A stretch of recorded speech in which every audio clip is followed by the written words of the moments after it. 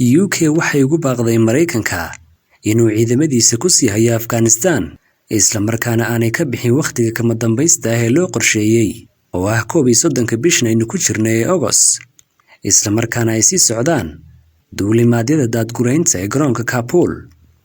Ra'iisul Wasaaraha Ingiriiska Boris Johnson ayaa la filayaa inuu weydiisto madaxweynaha Mareykanka Joe Biden inuu kordhiyo waqtiga bixitaanka ciidanka. Wadahadallada tooska ayaa imanaya iyadoo dad badan oo reer Afghanistan iyo ajaanibtu ay sii buuxinayaan gegida diyaaradaha ee Hamid Karzai iyagoo doonaya inay ka cararaan qabsashada Taliban. Ugu yaraan 20 qof ayaa lagu soo warramaya inay ku dhinteen cidhiidhi ka dhacay garoonka toddobaadkii la soo dhaafay.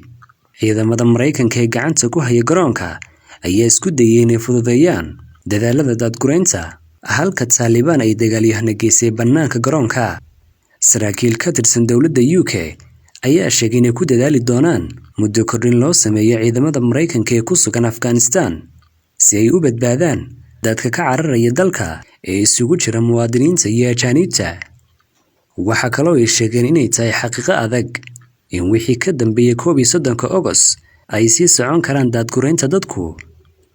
Cumar Saadiq, Telefishinka CBA.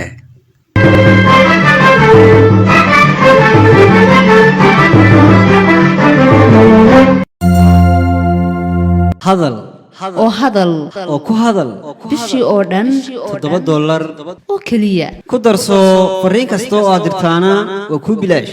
Isticmaal shabakadda ugu ballaaran geyga Somaliland.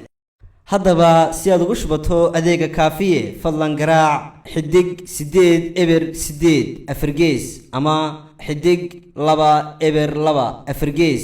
tayo waa Telesom.